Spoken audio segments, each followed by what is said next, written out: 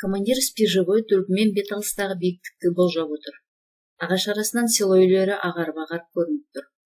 Бұл өзі туып жастық шағын сайрандап өткізген Григорьевка селосы. Бір кезде өзі асыр салып ойнаған селосы міне енді жау қолында. Сонда 70-ке келген кәрі анасы София Павловна мен өзінен үлкен апасы Надежда Ивановна тұрады. Олар онда тұрып тұрмыс құрмайды. Күндіз жасырынып, түнде ғана барып ағайын туғандарының үйлерінен тамақ ішеді. Фашистер селоға келісімен оның әкесі Иванды асып өлтірген, үйін өртеп жіберген. София Павловна мен Надежда Ивановна үйде жоқ болып аман қалған. Өзі болса Қызыл армия қатарында еді. Болған оқиғаны қоршауда қалып, кейіннен туған селосына түнде жасырын келгенде бірақ білген. Бір жеттен кейін Совет армиясының офицері деп өзінде қуғын сүргінге салған басқыншылар. Сол күндерден бастап Емельян Демьянович Ломака, Сильвестр, Василий Коровенколармен бірге селода астыртын ұйым жұмысына басшылық етіп ашық жүруді қойған. Кейіннен Переяслав, Канев аудандарындағы астыртын ұйымдарды ұйымдастырған партизан отрядының бір бөлімшесін басқарып, міне қазір 2 отрядтан құралған ірі отрядтың бір батальонын басқарып тосқауылда отыр. Бұл дүрбісін жайлап селодан солға қарай бұрды да бір шоқ қарағайға келіп тоқтатты. Бірлі жарым көк киімділер көрінеді. Дүрбісін онан төмен сайға қарай жылжытып еді, топтанған қалың жау көрінді. Ол мыналарды көріп тұрсың ба жоқ па дегендей дүрбісін сол жақтағы Вовка мына шоқ қарағай ішінде деп Иван Кузьмич айтқан шоқ қарағайға тіреді. Бірақ онан ешкімді көре алмаған соң, әлде қателесіп басқа бір жерге қарап тұрмын ба дегендей дүрбісін көзінен алып жай көзімен де қарап көрді. Жоқ, қателескен жоқ екен. Сол шоқ қарағай, бірақ мықтап жасырынған болулары керек, ешкім көрінбейді. Спижевой енді дүрбісін қайта жау тобына бағыттады. Иә, көп-ақ. Дені көк киімділер, демек көбі немістер, басқыншылар. Азы қара киімділер, сатылған ұлтшылдар. Отанын сат басқыншыларға қолшоқпар болған полицайлар. Олар жаудан да қауіпті. Өйткені олар жердің жағдайын жақсы біледі, тұрғын халықты әбден таниды. Олар ел үшін зор апат. Олардың айтуы бойынша басқыншылар совет адамдарының аты басып жатыр. Жау сайға көп аялдамады. Олар бері қарай ағылып келе жатыр. Жауды спижевойдың қасында жапырақ арасында демдерін ішіне тартып, жасырынып тұрған Серік пен Борис те көріп тұр. Екеуі командир келе жатқан жауды көрмей тұрма дегендей спижевойға қарап қояды. Міне 10 шақты қара киімділер жақындап қалды. Тіпті орманның жиегіне де ілінді. Бірақ олар жұбын жазбай келе жатқан жоқ. Винтовкаларын кезеніп, бытырап, әрқайсысы әр жерден келіп орман шетіне кірді. Қарашық азғындарды. Басқыншылар айдап салғанға аңша аңдыздап келе жатқанын. Батыр болса, сендерге дос болса, басқыншылардың өздері неге алға жүрмейді? Өздері бірінші болып орманға неге кірмейді деп тісін қайрап отыр Константин Иванович. Жау орманға кіріп кетті. Неге атпадық дегендей Серік командирге таңдана қарады. Константин Иванович, кіре берсін, оларды жігіттер ұстайды дегендей қолын сермей салып Серікке. Серік командир ойын түсінгендей болып, қайтадан алғы жаққа көз жіберді. Жақындап қалды. Серік пен Бористің неге оқ атпайды деп тақаты кете бастады. Константин Иванович спижевой 20-ның 4-5-індегі қара торы, бұйра шаш, денелі, сымбатты жігіт еді. Оның көркемдігіне ақылы сай, ұстамды, сабырлы командир. Партизан соғысы әдісін әбден меңгерген адам. Ол бұл айқастың жөн-жосығына қанық, сондықтан ол уақыты жетпей қозғалмас. Жау көздеулі жерге келген кезде Константин Иванович ракетницасын ілгері қарай созды да жауға қарай қызыл ракета тастады. Сол-ақ екен пулеметтер үн қосты. Бірнеше жерден станкалық пулеметтері оқ бұратып жатыр. Атылған пулемет, автомат, винтовка даусына қол гранатасы көмекке келді. Осы бір 4-5 минут ішінде орман жаңғырығып, аспан астын күңірентіп жіберді. Оқ астында қалған жау кейін қарай ойысты. Сол сәтте сол жақтан Вовка аттылар шыға келіп, шегінген жауға тап берді. Жаудың ойдан бері шығып үлгере алмағандары сайды құлдилап Днепрге қарай бас сауғалап барады. Осы жан алыс жан беріс айқас үстінде командир Серікті пакетпен Вовкаға, ал Бористі оң қанаттағы Янцелевичке жіберді. Командирдің өзі пулеметшілерді оң қанатқа жылжытып, қашып бара жатқан жауды өкшелей атуға бұйрық беріп, спижевой команда пунктінде қалды. Жан-жақтан ұтылай соққан партизандардың тегеурінді шабуылына төтеп бере алмаған жау кез келген жаққа бас сауғалап, көбі оққа ұшты да жартысы қолға түсті. Днепрге қарай ойысқан жау тобын оң қанаттағы Янцелевич партизандары жойып жіберді. Аттылар айқасы ұзаққа созылып, олардан бір взвод бұлттай жау құтылып, сол жақтағы қалың орманға өтіп кетті. Вовка аттыларынан 10 шақты адам оққа ұшып, біразы жараланды. Осы соғыста Серік қолынан жараланып, Қаратөбел ат оққа ұшты. Күн бата бұл соғыстар қатысқан партизан бөлімшелерінің бас-аяқ жиналып, көптеген қару-жарақ, оқ-дәрі, азық-түлікті қолға түсіріп, 58 тұтқынды лагерге айдап әкелді. Келесі күні командирлердің ұсынуы бойынша байланыс жұмысында ерлік көрсетіп, ерекше көзге түскен үшін отряд командирі Серік Мергенбаев пен Борис Савченкоға партизандар сапы алдында алғыс жариялап, екеуіне сыйлыққа автомат тапсырды. Серік пен Борис Переяслав бағытынан барлаудан келе жатты. Барлауды ойдағыдай орындағандарына екеуі де өте көңілдеді. Зарубинцы селосы тұсында Днепр жағасымен жүруді қолайлы көріп, қалың жас шыбықты тоғайға келіп кірді. Днепрдің оң жағы биік, орманды келетте, сол жағы аласа жазық, құмды болады. Майда құмға шыққан тал ит тұмсығы өткісіз қалың. Осы қалың тал тұтасқан бойы төмен қарай кете береді. Жорыққа шыққан партизандар тобы бұл талды талай-талай тасалап келіп, жауға ойран салған. Соны жақсы білетін екі барлаушы тал арасынан жайбарақат жүріп келеді. Аспан айналып жерге түскендей. Күн тым ыстық. Луковец селосының тұсына келгенде, Днепр жағасына шықпай, Днепрден тарамданып жатқан қара судан шөл басқалары келді, екеуі жағаға қарай жақындады. Көлденең кездесе кеткен қара судан кезек барып су ішіп, беті қолдарын жуып салқындады да тағы ілгері жүрді. Сол сәтте өзен жақтан дауыс естіліп, біреулер күлгендей болды. Екеуі тұра қалып тың-тыңдады да, талдың арасымен дауыс шыққан жерге келсе, екі адам суға түсіп жүр екен. Екеуі де еркек адам сияқты, суда құлаштап малтып жүр.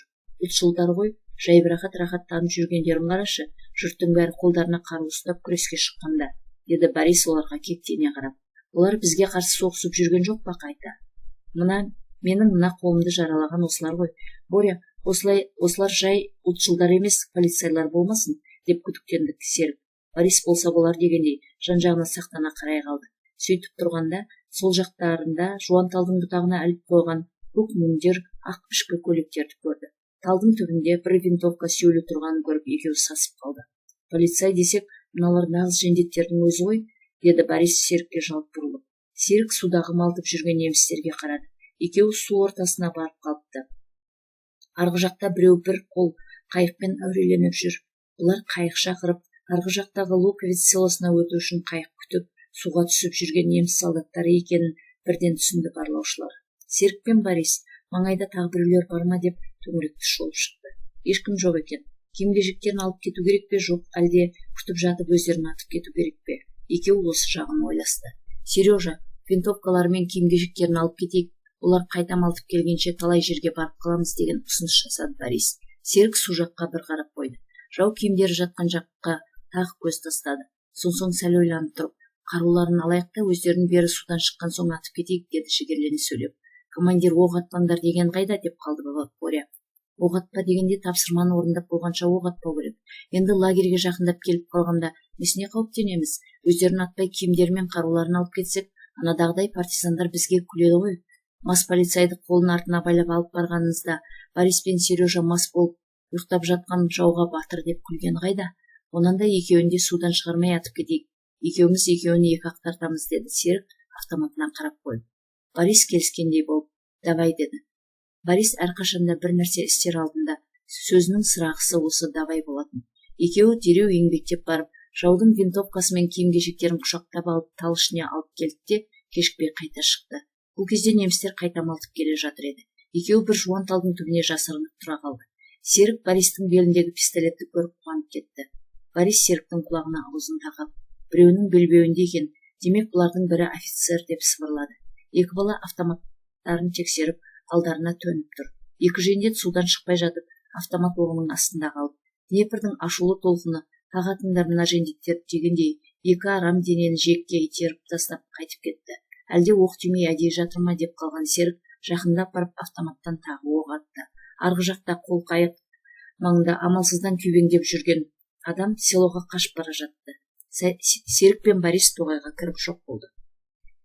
Бір жолы барлаудан барлаушылармен бірге келе жатып, Серік Белое озеро деген орман шаруашылығындағы құс бағып жүрген балаларға кездесіп, олармен мұңдас жатқан болатын.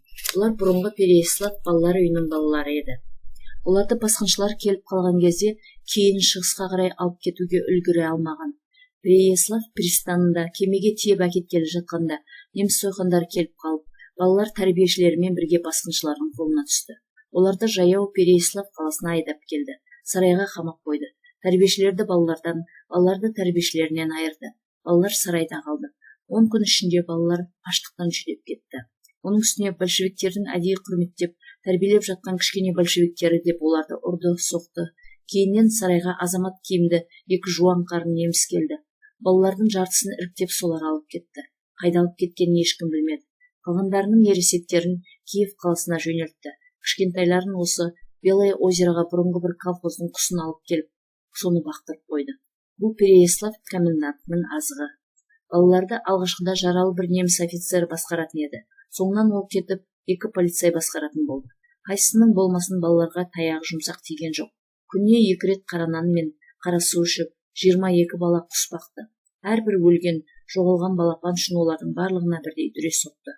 Отырса басқа, тұрса аяққа сабады. Осы жайды балалардың өз аузынан естіген Серік оларды аяйтын, оларға жан ашитын, әттең шамасы келсе босатып алғысы келетін. Бірақ Серік тым құрғанда топ командирі де емес қой, ол жай барлаушы. Балалардың әңгімесін ол жалғыз ғана естіген. Онан басқа барлаушылар ағаш шаруашылығының төңірегіне арнаулы тапсырмамен келіп кеткен. Олар балалар жайында, құс фермасы жайында да хабарсыз. Ол туралы білуге уақыттары да жоқ болатын. Серікке барлық жайды айтып берген 11-12-лерге келген ашаң ақсары бала. Ол барлығын жыламсырап, кішкентай кеудесін кере күрсініп отырып айтқан еді. Партизансыңдар ғой, партизандарда сен сияқты балалар көп пе? Қашып шықсам сендерді таба аламын ба? Партизандардың бастығы мені қабылдап ала ма? Деген шашы жалбыраған таңқы танау ақсары баланың сөздері, оның қырылдаған қоңыр даусы Серіктің құлағынан ешқашан кетер емес. Серік бір күні бос уақытын пайдаланып отряд штабына келді. Штабта Иван Кузьмич жалғыз отыр екен. Серікті көрді де, аман келді, бері кел. Жараң жазылды ма? Дәрігерге көрсетіп жүрсің бе? Деп сұрақты үсті-үстіне қойып, оны өз жанына шақырып алды. Серік командирдің жанына жақын келіп, жарам жазылып кеткен деп жеңіл шынтағына дейін тұрып, жарасының қара қотырланып тұрған орнын көрсетті. Шынында жазылып кеткен екен, деп командир қуанып қалды. Неге келдің? Лагерде ұзақ жатып қалып жалықтың ба? Деп Иван Кузьмич Серікті жанына отырғызып арқасынан қағып қойды. Серік біраз ойланып отырды да, әкесінде жақсы көретін командиріне Белое озеро оқиғасын түгел айтып берді. Не дер екен дегендей Иван Кузьмичке қарақаттай қара көзін сұралу пішінмен қадай қойды. Серіктің көкейтесті ойын түсіне қойған командир: оларды босатып отрядқа алып келеміз, оған сен де барасың. Гриша Спежевойдың тобын лагерге келісімен жіберемін деді. Серік қуанғаннан орнынан атып тұрды да, белбеуін түзеп кетуге ыңғайланып, кәдімгі солдаттарша: кетуге рұқсат етіңіз деп саңқ ете түсті. Иван Кузьмич жымиып күліп те, бара беруіңе болады деп сол жағын әскери адамша оқыс бұрып кетіп бара жатқан Серіктің соңынан қарап қала берді. Серіктің ерлігі, Серіктің тапқырлығы, қырағылығы оны бұрыннан да қатты сүйіндіріп жүретін. Әлгіндегі сөзі, қимылы тағы да ұнай түсті. Сондықтан бала тілегін қалай да орындауға бел байлады. Сол күні Григорий Спежевойдың тобы жорықтан келді де, ертеңінде түс ауа Белое озероға шығып кетті. Топ алдында қарт партизан Семен Григорьевич Власенконың жанында Серікте кетіп бара жатты. Отряд үлкен құрамға айналып, Ходский орманында тұрған кез еді. Сентябрь айының ортасы болатын. Күн шайдай ашық. Қиян-кескі ұрыстан соң отряд Днепрдің оң жағындағы Панитов орманынан осы орманға ойысқанына бүгін 2-ші күн. Сол ұрыста қолға түскен тұтқындардың жауабына қарағанда, фашист армиясы тоқтаусыз шегініп, қала соңынан қала, село соңынан селоны тастап шегініп келе жатқанға ұқсайды. Бірақ майдан линиясы қай жерде екенін олар айта алмаған. Сол себепті құрама басшылары шығыс Полтава, Харьков бағытына барлаушылар жіберген болатын. Олардың ішінде әдеттегідей Серік те бар. Барлаушылар әлі қайтып оралған жоқ. Бүкіл лагерь болып, олардың хабарын күтіп отыр. Күтпегенде ше, жау тылында 2 жылдан аса уақыт болып, бел шешіп, бір күн болса да рахат көрмеген жандар. Осы мезгіл ішінде талай рет жаумен бетпе-бет белдескен. 2 күннің бірінде соғыс, қан төгіс, айнала жау, артыңда алдыңда тосқауыл. Осы 2 талай күндерде жанкештілікпен отан үшін алысқан ерлердің көргендері, бастарынан кешкендері көп еді. Олар сәулетті қала мен селолардың күл болып қалған орнын көрді. Немістер тірідей көмген әке-шеше, аға-іні, қарындастарының зиратын көрді. Тоналған елді, үй орнында күл болып қара топырағы ғана қалған жерді көрді. Қанасыз жүрген ананы, анасыз жүрген баланы көрді. Жер қан сасып жатты. Міне фашизмнің салған ұлаңы осындай еді. Осындай адам баласының жаны түршігерлік, айуандық жасаған фашизм қанқұмарларын іштен жайлап, ер азаматтар етігімен су кешті. Отан үшін алысты. Кегі кетіп бара жатқан халықтың кегін алысты. Ар үшін, ұят үшін, намыс, азаттық үшін белдесті олар. Бостандық үшін, болашақ бақыт үшін жаумен бетпе-бет келіп айқасты ерлер. Өздерінің туған қасиетті жерінің әр қадамы үшін қан төкті. Олар жаудың ту сыртынан соққы беріп, басқыншыларды іштей жайлап, айбынды Қызыл армияға көмектесті. Ұлы жеңіске үлкен үлес қосып келеді. Осындай патриоттықтың үлгісін көрсеткен ерлер өз елін, өз жерін, өздерін мәпелеп тәрбиелеген адамдарын сағынды. Олар бейбіт өмірді аңсайды. Ата-аналарын, сүйген жар, бала-шағалары, туған-туысқандарын, жора-жолдастарын сағынады. Кейбірі Қызыл армияның бірінші кездескен солдатын құшақтасам, сонан соң өлсем де арманым болмас еді дейді. Кейбіреуі отанның бір түкпіріндегі өз үйіне баруды армандайды. Лагерь сентябрьдің 16-сынан 17-сіне қараған түні ұйықтамай шықты. Құрама отряд комиссарлары партизандар арасында жұмыс жүргізді. Қызыл армиямен кездесуге, қанды соғыс қиыншылықтарынан жүрегі бұзылып, аурулы болған партизандарды қуанғаннан жүрек жарылып өліп кету қаупінен сақтандырып, алдын ала әзірлік жасады. Таң әбден атқанда барлаушылар Қызыл армия Переяславқа келді деп хабарлады. Соның соңынан лагерге көп кешікпей 2 танк жетіп келді. Танктың люгінен бірінші рет көрінген полковникті көргенде оралап айқайлаған дауыстан бүкіл орман толқып тұрды. Танкистерді партизандар кезек-кезек құшақтап, беттерінен сүйіп амандасып жатыр. Біріне-бірі кезек берер емес. Лагердің қуанышты кездесуі бірер сағатқа созылды. Құрама командирі Иван Кузьмич Примак, полковник және танкист үшеуі құрама штабына беттеді. Олардың соңынан отряд командирлері мен комиссарлар да штабқа кірді. Партизандар құрамасы басқыншылардан азат етілген Переяслав ауданының Шабитки, Пологи, Вергуны деген 2 селосында демалуға орналасты. Бұл селолардан Майдан линиясына айналған Днепр өзені 25 шақырымдай. Немістер өзеннің оң жағына, біздің Қызыл армия сол жағына барып бекінді. Екі жақ армиясының алдыңғы шебін бөліп тұрған осы Днепр. Жау өзеннің оң жағына бекініп, судың батыс жағасының, орман басқан дөңесінің стратегиялық артықшылығын пайдаланып, сонда тұрып қалмақ. Бұл қарманғанда қолдарына ілінген ақырғы талы екенін білді жау. Мұнан айырылса, үріккен қойдай дүркірегеннен дүркіреп қашатыны сөзсіз. Ондай халде қайда барып тоқтары белгісіз. Сондықтан соңынан тарихта Букрин плацдармы деп аталған бұл жерге жау барлық күшін салып, бар техникасын төгіп бақты. Бірақ бұларды өкшелеп қуып келген Қызыл армия майданында осал күш емес еді. Олар маршал Малиновский басқарған даңқты 3-ші Украин майданының жауынгерлері. Кәрі Днепрдің астымен де, үстімен де өтіп шығып, жауды тас-талқанын шығарып, қасиетті Украин жерінен қумақ. Совет жерін, уақытша жау қолында қалған совет адамдарын азат етпек. Алдымен Днепрден өту керек еді. Оған Чапаев атындағы партизан құрамасының 3-ші отряды аттанды.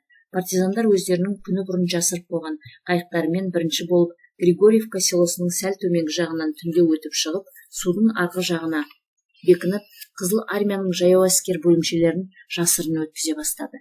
Көп кешікпей жау сезіп қойып, Днепр үстіне аспалы жарық ракеталарын тастап, өзен бойын бомбалады. Өзеннен өтіп үлгірген Қызыл армия бөлімдері мен партизан отряды Григорьевка, Луковец және Зарубенцы селоларына басып кіріп, одан жау әскерлерін қуып шығып, жаудың көптеген танкалары мен машиналарын қолға түсірді. Сол кезде Қызыл армияның танкалары мен ірі құрамалары да өзеннен өтті. Шешуші айқастардың бірі басталып кете барды. Анна Ивановна Шабитки селосындағы бір шал мен кемпірдің үйіне орналасты да, кішкентайлар тобындағы Борис пен Серікті өз жанына алды. Селода партизан отрядынан басқа 2-ші эшелонға қарасты бір артиллерия полкі тұр еді. Өмірдің қиыншылығын көріп қалған ана, балаларымнан айырылып қалармын деп, Серік пен Бористі жанынан шығармайтын болды. Ана ойы он, санасы сан бөлек. Не істеу керек? Қайда бару керек?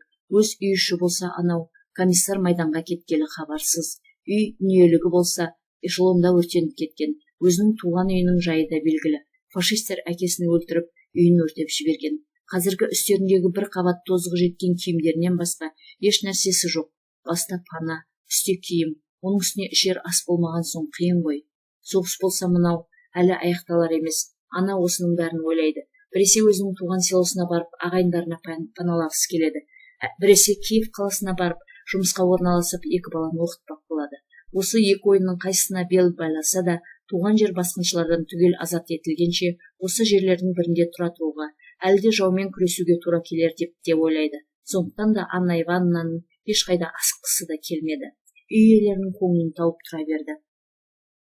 Отряд қатардағы партизандарына документ беріп, армия қатарына жіберді. Кейбіреулер жау тылына қайта ұшып кетті. Кейбір бұрынғы партия, совет қызметкерлері жаудан босаған жерлерге қызметке жіберілді. Отряд жұмысын қорытып, Украинаның орталық партия комитеті алдында есеп беруге құрама комиссары бастаған 10 шақты адам ғана қалды. Бір күні есік алдында жүрген Борис пен Серік жоқ болып та кетті. Анна Ивановнаның зәресі ұшып есі кетті. Қара басып екеуінен де айырылған екенмін деп ойлады ана. Екі өкпесін қолына алып көшеге жүгіре шықты. Селода әскерлер көп еді. Біреуді біреу біліп болар емес. Селода тұрған әскери бөлімнен басқа, село арқылы майдан шебіне қарай өтіп жатқан әскерлер қанша десеңші. Тіпті майдан жақтан жаралы жауынгерлер тиіп, шығысқа қарай ағылып кетіп бара жатқан машиналар мен арбалар да көп. Анна Ивановна балаларын іздеп, осы көпке араласып кете барды. Осыдан 2 сағат бұрын Серік пен Борис көшеде кетіп бара жатқан әскери бөлімдерді қызықтап келе жатты. Әртүрлі зеңбіректерді қарап жүр. Біздің осындай зеңбіректеріміз болса ғой, немістердің көкесін көрсететін едік, деді Борис. Ең болмағанда осындай бір зеңбірегіміз болса да, оларға көресісін көрсететін едік. Біздің спижевой командир артиллерист емес пе еді? Міне дәл анау мойны ұзын зеңбіректі Костя командирдің қолына берсе, жауды қыратын еді ғой, деп оны қостап қояды Серік. Сережа, ананы қара, машина үстіне темір жол рельсін орнатып алыпты. Көпір салуға керек шығар, деді Борис артиллеристердің тағы бір колоннасы өз тұстарына қатарласа бергенде. Ол темір жол рельс емес, партизан болсаң да осы уақытқа дейін Катюшаны білмейді екенсің, деді артқы жақта тұрған бір мұртты солдат. Борис солдатқа жалт қарап ыңғайсызданып қалды да, қызыл ленталы қара кепкасын түзеп киіп, Серікті түртіп қалып. Катюша дейді. Не ғажап, қалай атады? Рельс сияқты темірлерінен басқа еш нәрсесі жоқ, деді. Қалай ататынын Серік қайдан білсін? Ол да ой ғажап деп таңырқағаннан басқа ештеңе айта алған жоқ. Сөйтіп тұрғанда, оң жақтағы үлкен ақ үйдің қақпасынан бір кіші лейтенант шыға келді де Серікке қарай қалды. Серіктің көзі кіші лейтенанттың қарақаттай көзіне түйісіп кеткенде, ол ұялып қысылып қалды. Кіші лейтенант Серіктің жанына жақындап келді. Сен қазақпысың, деп сұрады орысшалап. Серік сәл кідіріп қалды да Бориске қарады. Борис, кім екеніңді айт дегендей басын изеп күлді. Серік кіші лейтенантқа қарап, иә, қазақпын, деді орысшалап. Қазақ тілін білемісің? Мен де қазақпын, деп. Кіші лейтенант Серікке жақындай түсті. Білемін, деп Серік енді қазақша жауап берді. Серік басынан кешкен оқиғаларын түгел айтып берді. Серіктің өмірі кіші лейтенантты таңқалдырғандай болды. Ол бала партизанның әңгімесін тебірене тұрып тыңдады. Сонсоң кіші лейтенант Серіктің иығына қолын салып тұрып, атың кім, деді. Аты Сережа, деді Борис Серіктің орнына жауап беріп. Жоқ, атым Серік, партизандар Сережа деп атайды, деді Серік қазақшалап.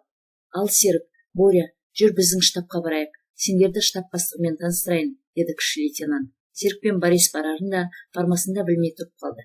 Жүріңдер, партизандар осындай бола ма екен? Ұялмаңдар, жүріңдер, деп кіші лейтенант екі баланы екі қолынан жетектеп үйге қарай жүрді. Екеуі біріне бірі қарап жымиып күліп те үйге қарай кете барды. Менің атым Мұқан, штабтағылар Миша дейді. Біздің штаб бастығы өте жақсы адам. Балаларды, әсіресе партизан балаларды жақсы көреді. Қазір сендермен әңгімелеседі, деп кіші лейтенант екі баланы сөзге айналдырып үйге кіргізді. Алдыңғы бөлмедегі 3 столды жағалай отырған офицерлер Серік пен Бористі көргенде, мыналар партизандар ғой, бұларды қайдан тауып алдың, Миша, деп бәрі дабырлай сұрасты. Міне, екеуі де партизан, Чапаевшылар, деді кіші лейтенант. Біз Примаковшылармыз, деді жұлып алғандай Борис. Чапаев атындағы партизан құрамасында болдық деген ерің қайда, деді Мұқан. Сол құрамада болдық, бірақ біздің командиріміз Примак Иван Кузьмич, бізді Примаковшылар деп атайды, деп жауап қайырды Серік. Онда жарайды, Примаковшылар. Мынау Сережа Мергенбаев менің жерлесім, ал мынау оның қанды көлік жолдасы Боря Савченко. Біздің штаб бастығының жерлесі болу керек, фамилиясына қарағанда, деп таныстырды балаларды штабтағы жолдастарына кіші лейтенант. Неге шулап кеттіңдер, деп сол кезде төргі бөлменің есігін біреу ашып жіберді. Есіктің арғы жағынан бір алпамсадай қара торы ұзын адам шыға келді. Жолдас подполковник, партизандар бізге қонаққа келді, деп баяндады кіші лейтенант. Подполковник Серік пен Бористі көріп күліп жіберді де, кәне маған кіріңдер, қандай партизан екендеріңді көрейін деді. Алдыңғы бөлмедегі офицерлер Серік пен Бористі қаумалап штаб бастығының кабинетіне алып кірді. Жолдас подполковник, екеуі де бұрынғы артиллеристердің балалары, біздің артиллеристердің балалары екен. Мынау Боря артиллерия полкының комиссары Савченко деген майордың баласы екен. Ал мынау Сережа дивизион командирі Мергенбаев деген майордың баласы екен, деп сөзін бастады да кіші лейтенант екі баланың өмірбаянын, бастарынан кешірген оқиғаларын түгел баяндап шықты штаб бастығына. Подполковник екі балаға алма-кезек қарап ойланып қалды. Подполковник Красюк Полтава қаласында туып өскен адам еді. Соғыстың алдында Харьков қаласында артиллерия училищесін үздік бітіріп, лейтенант атағын алған. Полтава қаласында тұрған артиллерия полктарының бірінде взвод командирі болып жүріп, 1937 жылы үйленген. Бір жылдан кейін әйелі ұл тауып, оның атын Борис болған. Соғыс басталып, өзі батыс Украинаға аттанғанда, әйелі баласымен Полтава қаласында қалып еді. Сонан бері олардан хабарсыз. Олардың өлісі де, тірісі де белгісіз, еш дерек жоқ. Сонан бері талай соғыстарға қатысты. Қызыл армия бөлімдерімен кейін шегінді. Неше рет жараланды, әскери ауруханаларда жатты. Оның талайынан сауығып шықты. Неше рет әртүрлі әскери бөлімдерге ауысты. Лейтенанттан шені подполковникке дейін өсті. Ақыры осы артиллерия полкына штаб бастығы болып тағайындалды. Полтаваға жеткенше асықты. Жарымды, жалғыз баламды тауып алам деп ойлады. Полк Полтаваны босатуға қатысты. Подполковник полкі қалаға бұзып жарып алдымен кіргендердің бірі болды. Туған қала азат етілді. Красюк семьясын іздеп өз тұрған үйге келді. Үйден ешкімді таба алмады. Көршілерінен сұрады.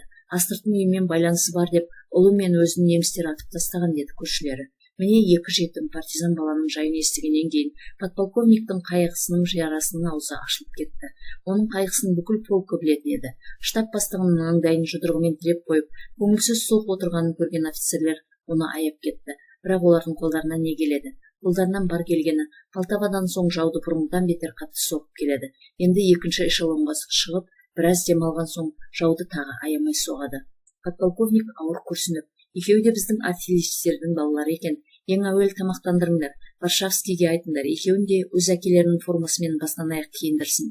Егер өздерінің қалғылары келсе, полкта қалсын. Соғыс біткен соң оқуға жібереміз. Олар да артиллерист болып ел қорғасын деді. Серік үнсіз подполковникке қарап отырды. Оның біздің артиллеристердің балалары екен деген сөзі Серіктің көкейіне ұялап өте жылы естілді. Көз алдына әкесі елестей кетті. Әкесінің формасы да осы подполковниктің формасында еді.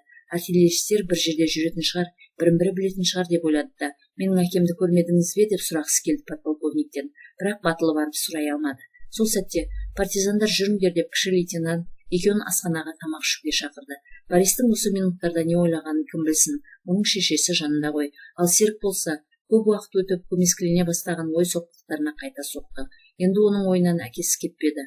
Мамам өлді, өлгенін көзім көрді. Мамам енді ол жатқан жерден тұрмайды деп түңілді. Ал папам соғысқа кеткен, ол өлген жоқ, ол өлмейді. Оны фашистер өлтіре алмайды. Оның солдаттары көп, зеңбіректері де көп болатын. Осы маңайдағы артиллеристердің ішінде солдаттарға команда беріп жүр ғой. Қалай тапсам екен? Оны білетін командирлер бар шығар, бірақ барлығы әскери адамдар. Құпия деп оның қайда екенін айтпайтын болар деп ойлап келеді. Асханадан тамақтанып алған соң көрші үйдегі киім тігетін мастерскойға келді. Екеуін екі солдат алдарына тұрғызып қойып, бойларын тігінен, көлденеңінен өлшей бастады.